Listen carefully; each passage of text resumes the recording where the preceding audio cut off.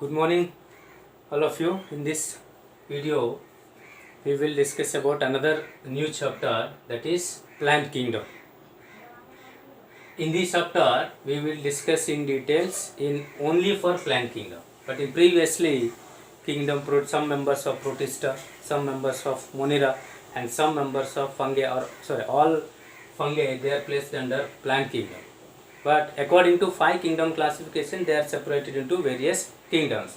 So in this kingdom only we will discuss about different types of plants. We will discuss about, let us see, the classification of plant kingdom.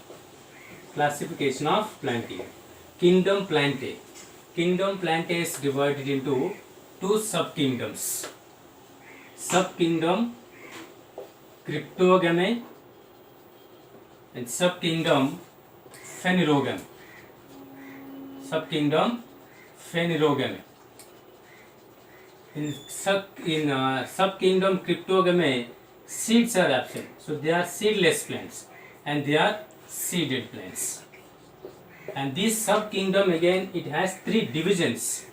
What are the 3 divisions? Thallophyta. In this division, all plants have thalloid plant body. Next one is Bryophyta, division Bryophyta, and division Pteridophyta. Division Pteridophyta. So Thallophyta means algae. So algae has 3 classes. What are the 3 classes? Chlorophyceae, Phaeophyceae and Rhodophyceae. These are the 3 classes of algae. Next, Bryophyta again, there are 2 types, liverworts and mosses. Actually there are 3 classes, but in NCERT textbook given only 2 classes, liverworts and mosses. And Pteridophyta, it has 4 classes, Psilopsida, Lycopsida. But no need to discuss about details of all this, but we have to discuss only the general or important characters of Pteridophyte. First you must know what are the classes present in this division. Then Spinopsida, and finally Pteropsida. So these are the 4 classes of division Pteridophyte. Then Phanerogame subkingdom has 2 divisions. Division Gymnospermae and division Angiosperm.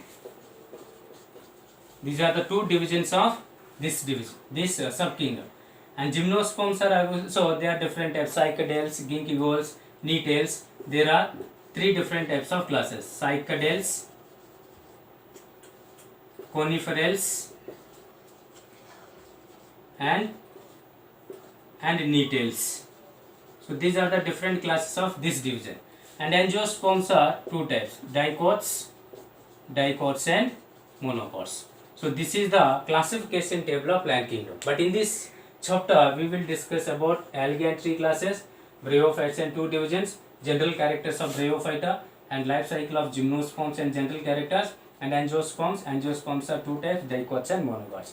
But already we completed the both external and internal characters of angiosperm in the chapters morphology of angiosperms and anatomy of angiosperm. But in this chapter we will discuss about only fertilization process in angiosperms. So this is the classification table. Now we will discuss about all these classes. So before going to discuss algae, we must know the classification systems. In previous chapters we discussed some kingdom system of classifications, 2 kingdom system of classification, 3, 4 and 5 and 6 kingdom classifications. But in this chapter we will discuss about classification systems. So how plants are classified into various groups. So there are 3 classification systems. First one is artificial system of classification. Artificial system of classification. And it was proposed by Aristotle and Linnaeus. But the credit goes to Linnaeus. And this system of classification, artificial system of classification, it is based on one or few morphological characters. One or few morphological characters for grouping of organisms. So one or few morphological characters means external characters. Based on one or two morphological characters, they classified plants into various groups. For example, classification in angiosperms, it is based on gross morphological characters like habitat, shape of flower, shape of leaves. So some of the morphological characters taken on the criteria, then he classified plants angiosperms into various groups. The artificial system of classification gives equal weightage. It gives equal weightage for both vegetative and reproductive characters. This point is very important. Artificial system of classification gives equal weightage. It gives equal weightage for both vegetative and reproductive characters. So this is also one of the drawback for this system of classification. The main drawback for lineage classification or artificial system of classification, it segregated or it separated closely related species.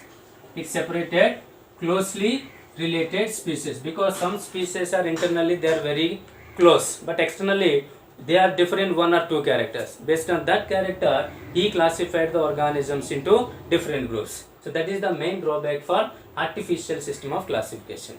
So after that, there is another system of classification is came, that is natural system of classification. So this system of classification was proposed by Bentham and Hooker. Bentham and Hooker, it is the most stable system of classification. Natural system of classification is more stable because this system of classification not only considered morphological characters, it also considered all remaining characters like anatomy, embryology, physiological and cytological, genetical, all characters, the total characters which are present in organisms. So based on all natural characters, this system of classification, they classified plants into various groups. That's why natural system of classification is certainly better than artificial system of classification, because this system of classification brings closely related species into a group. This system of classification separated closely related species into various groups, but it brings similar or closely related species into a group. So that's why natural system of classification is more stable till today. And third one is phylogenetic system of classification. Phylogenetic system of classification. The first phylogenetic system of classification was proposed by Engler and Pruntle. Later Hutchinson, Takhtajan, there are number of proponents which proposed highly advanced phylogenetic system of classification. And this system of classification, it is based on evolutionary relationships. Based on evolutionary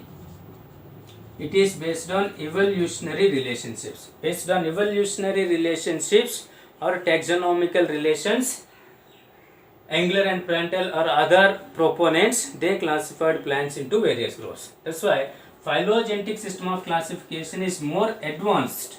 It is more advanced system of classification, but the most stable system of classification is natural, because the phylogenetic system of classification, it is changed then and now, because in the course of evolution some characters are suddenly erased or some characters are suddenly extincted. So based on that character, it is again should be changed. That's why then and now it is always undergo changes, but it is stable because it considered all natural characters except some evolutionary. That's why it is most stable, but it is most advanced system of classification.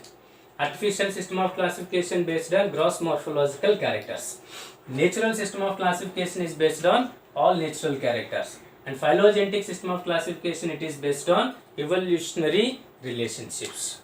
So and some more evidences are also used for classification of plants. So that is taxonomical evidences. So based on taxonomical evidences, or taxonomy is of three types.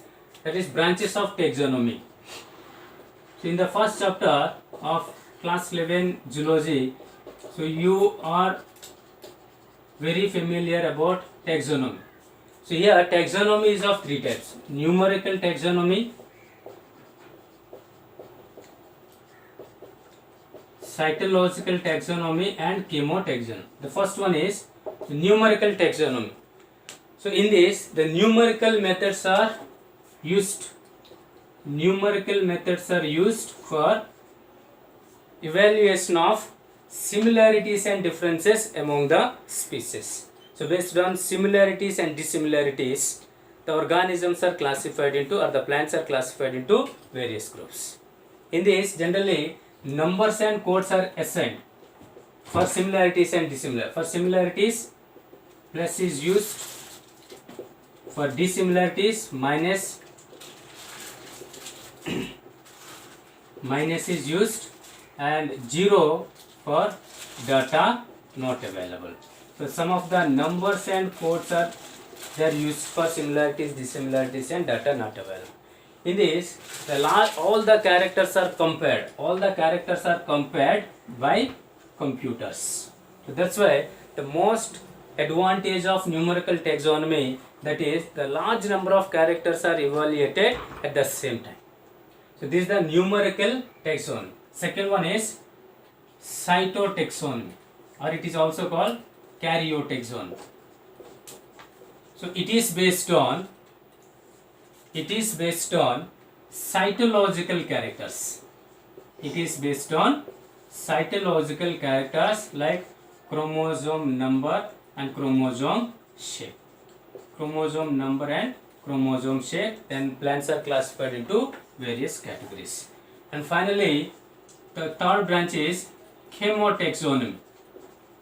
It is based on chemical constituents like DNA, proteins, RNA, DNA, RNA, proteins, and some of the crystals like calcium oxalate and calcium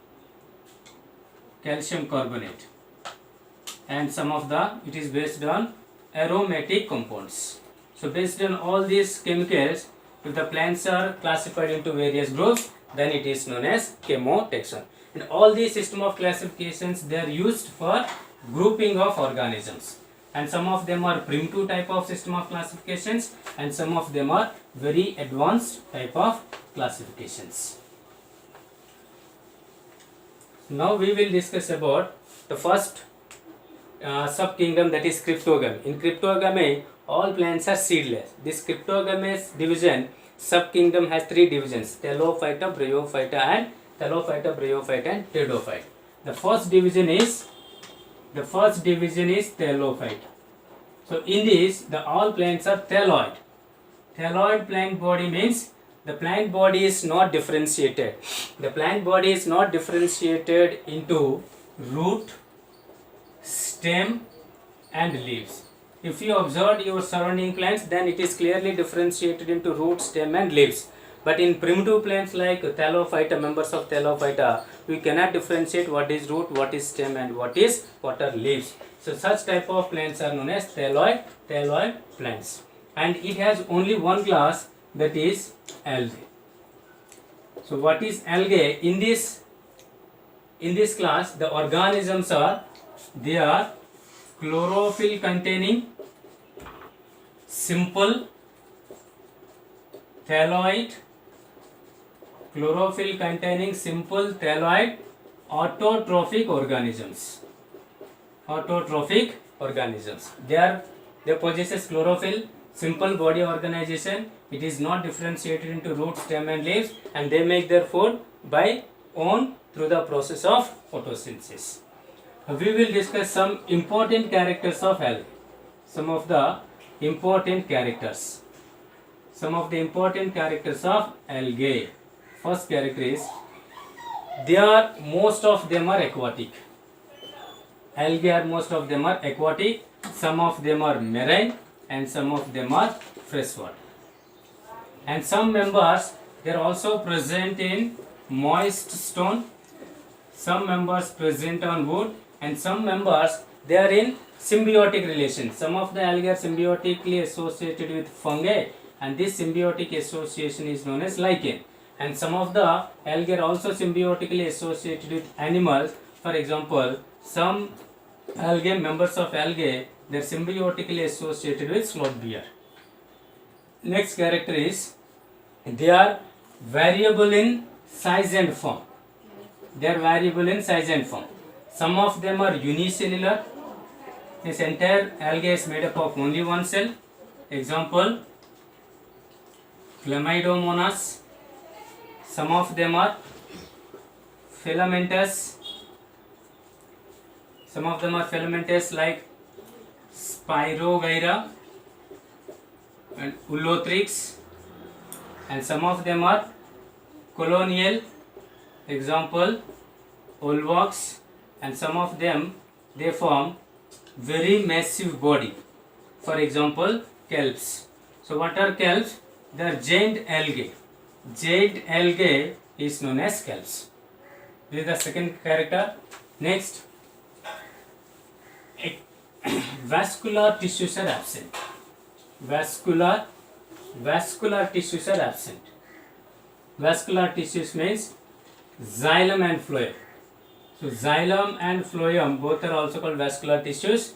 They are absent because all algae are aquatic. Being aquatic, water conduction is not required even in giant forms. That's why vascular tissues are absent. And they reproduce by vegetative, asexual and sexual form. And vegetative reproduction mainly by fragmentation. So fragmentation, what is fragmentation? The parent bodies breaks into one or more fragments, then each fragment develops into new algae. Next, asexual reproduction. And asexual reproduction usually occurs by spores, and the common spores are juice spores. Juice spores are flagellated spores. Some spores are uniflagellated and some spores are biflagellated. Then sexual reproduction. So sexual reproduction is very important. Generally, sexual reproduction, sex organs are involved. Here, the sex organs are, both male and female sex organs are unicellular and non-jocketed. If they are not jocketed or they are not covered by any covering. If covering present, then it is said to be jocketed. If covering absent, then they are called non-jocketed. But exceptionally, in the species of Chara, the sex organs are multicellular and jocketed. This is one of the exceptional character which is found in the species of Chara. Here, the sexual reproduction occurs. The sexual reproduction occurs in the fusion, in the formation and fusion of gametes. And here, gametes are three different types. Both male and female gametes. Male organism produce male gamete, female organism produce female gamete. Here, both gametes are fused to form zygote. Then zygote gives spores, and spores germinate into new individuals. And gametes are three types. Some gametes are isogametes, or the sexual reproduction is three types. First one is isogamous. Here, both male and female gametes are similar. Both male and female gametes are similar. If similar gametes fuse to form zygote, then it is known as isogametes. In Spirogyra, both male and female gametes are non-motile but similar. But in Chlamydomonas, both gametes are motile and similar. Here flagella present, here flagella absent. Here non-motile, both male and female gametes are non-motile, but both are similar. Here both gametes are similar, but they possess flagella. But similar, flagellated. Similar, non-flagellated. So that type of gametes fused to form zygote, then it is said to be isogamous. And second one is anisogamous. In anisogamous, both male and female gametes are dissimilar. If dissimilar gametes fuse to form zygote, then this type of sexual reproduction is known as anisogamous. Example, some species of Chlamydomonas. So Chlamydomonas is complete form of sexual reproduction. In this species, all the three types of sexual reproduction present. And third one is oogamous. In oogamous, the male gamete is motile and small. And female gamete, here the female gamete is non-motile non-motile and stagnant. If male gamete is small, motile. Female gamete is large, non-motile. If such gametes fuse to form zygote, then this type of sexual reproduction is known as oogamous. But in some species like Polvox, Polysiphonia and Fucus, the type of sexual reproduction is oogamous, but both gametes are non-motile. This is also very important point. The type of sexual reproduction is oogamous, but both male and female gametes are non-motile. So these are the some important characteristic features of members of algae. We will discuss about economic importance of algae. What is the economically important?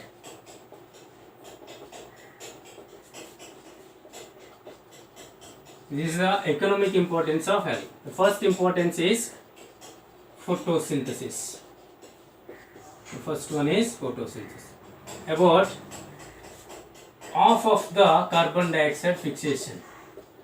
Half of the carbon dioxide fixation on the earth is fixed by algae. And being photosynthetic, they increase the dissolved oxygen in the immediate environment. This is very important for the respiration of aquatic animals. The second one is primary producers. Algae are their primary producers. It forms the basic of food chains in aquatic animals. Next, food supplements. Food supplements. So 70 species of marine algae. 70 species of marine algae, they are used as food supplements. And some of the unicellular algae like chlorella and spirulina, they are very rich in proteins. That's why they are used as food supplements even by space travelers. The next one is hydrocolloids. So what are hydrocolloids? They are water holding substances. Water holding substances are called hydrocolloids, or they are also called phycocolloids. And they produce large number of hydrocolloids or phycocolloids. For example, agar. Agar is one of the hydrocolloid which is produced by Gracilaria and Gelidium. These two are red algae. Then algin is produced by brown algae. Then carrageen, it is produced by red algae. So this agar is used as industries of ice creams and jellies. And next, last important is iodine. Some of the algae like Sargassum and Laminaria, they are the rich source of iodine. So these are the some of the economically important products obtained from different members of algae. In the next video, we will discuss about the various classes of algae.